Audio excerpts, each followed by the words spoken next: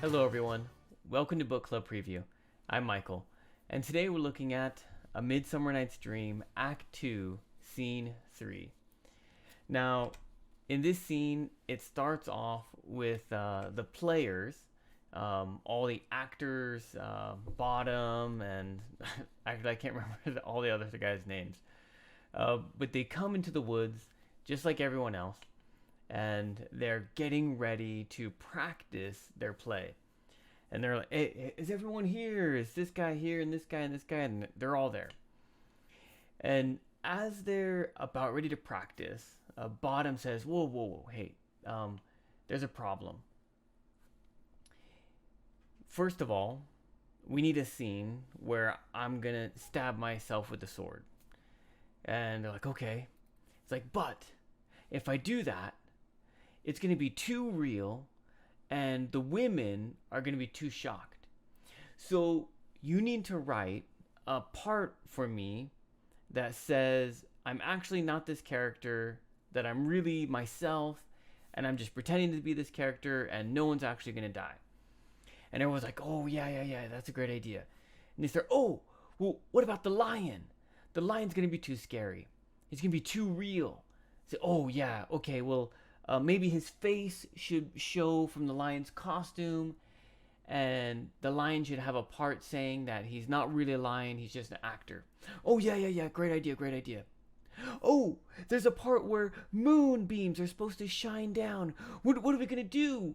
Oh, is it going to be moonlight that night? And they're looking in the calendar. Yeah, there should be moonlight. Okay. Wait, there's supposed to be a wall. Two characters whisper between a crack in a wall, and they, well, okay, well, we need someone to dress up like a wall, and they'll hold their fingers out, and that'll be the crack, and so they're trying to to figure out a way to make it look not real because they think their acting is going to be too real and convince all the people that it's actually real life. And so they're trying to think of ways to make it less real, which I think it sounds really funny. Now, in the audio and even in the script, it's really hard to see this. But Bottom's character reads his line, and then he goes off stage, and the other two characters are talking, and you can see or you can hear Bottom in the front and center.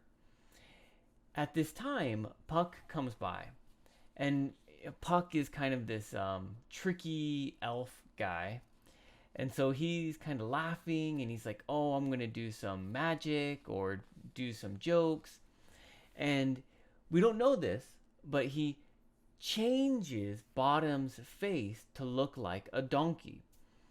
Now, in the script, you'll hear this word. Nowadays, it's a bad word, but at this time, it just meant a donkey, and that's ASS, which is pronounced ass. Don't say that word in normal conversation, because nowadays it's kind of a bad word, meaning your bottom, your butt, which is kind of funny because the character's name is Bottom. But that word also originally, I believe, means donkey. And so his face is changed to a donkey. I'm going to use that word rather than the script's word. But he was changed into a donkey. Now, when Bottom comes back out, because they called him back into the scene, he comes out, and he's mostly man with the head of a donkey. And all of the other players and friends, it's a monster, they run away, and Bottom's like, what are you guys talking about? You're just trying to trick me. I'm not a monster. What's going on? And one of his friends tries to tell him that, no, you've been transformed. You look like a donkey. But Bottom doesn't believe it, and the friend runs away. And Bottom says, these guys are just trying to scare me. They're just trying to make me look scared here in the woods, but I'm not scared. I'm even going to just sing a song. And he starts singing a song. Now, as he's singing, Titania, the fairy queen, wakes up, sees him, and thinks he's the most beautiful singer, he's the most handsome creature ever, and she loves him. And she even pronounces it, I love thee. And Bottom's like, oh well, I oh, thank you. I don't know if I believe all these things you said, but yeah, maybe they could be true. At least you know that you love me. Love and logic aren't they don't go hand in hand. And Titania's like, oh, you're so wise, and and she just keeps complimenting Bottom, and Bottom is like, oh no, I'm not, but oh yeah, maybe I kind of am. And so he's kind of confused, but also accepting of all the compliments. And Titania calls 4 of her fairies and says, I want you to serve this mortal. I want you to bring him food. I want you to watch his path. I want you to just lavish him with good things. I want you to take the wings off of fairies and fan the moonbeams out of his eyes, and just make him cheery in the day and at night and everything. And there is even like some sexual kind of connotations or jokes in her description, but I'll let you try to find those yourself. But in any case, these servants are to make Bottom feel super comfortable, to be kind of Titania's lover in a way. And Bottom gets to know these different fairies, and he learns their names because their names are actually, let me check them out. It's like mustard seed, pea something, and like they just like names of seeds and fruits and kind of stuff like that. And so whenever they say their name, Bottom kind of makes a joke about it. To me, it almost sounds like he doesn't believe that that's their name. Maybe I don't know, because the joke is really kind of weird, talking about like their actual thing that they are, like a mustard seed. Oh yeah, a mustard seed. I met you before. You're very spicy, and your parents are like this person, which I don't know if I'm missing something, but it just seems kind of a weird joke. But he jokes to them. And that is, and then Titania says, take him away and make him go silently, because he keeps going, "Eeyaw, eeyaw," as they're walking away. And I don't know what they do, take his voice away or make him go quiet. But he goes off to Titania's home, or wherever she lives or sleeps. Jumping into vocabulary, which, of course, there's so many different expressions here that I can't even go through half of them. So please pick 2 that you thought were really unique or interesting or difficult.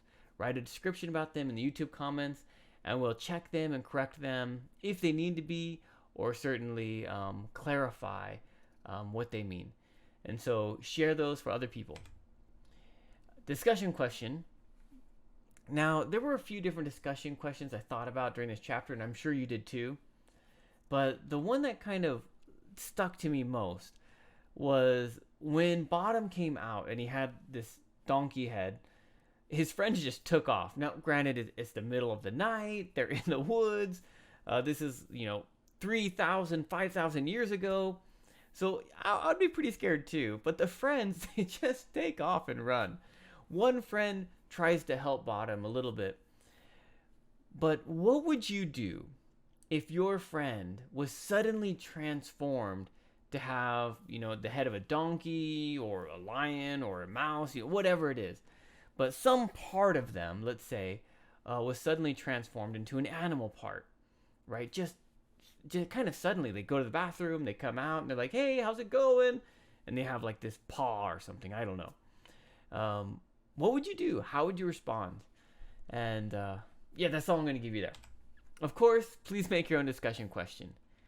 That is all the time that we have for today. But thank you so much for joining me for this episode of Book Club Preview. I'll see you soon. Bye-bye. Hey, if you have any questions about the video today, please feel free to leave a comment in the comment section. If you had any other vocabulary words that you wanted to know what they meant, let me know.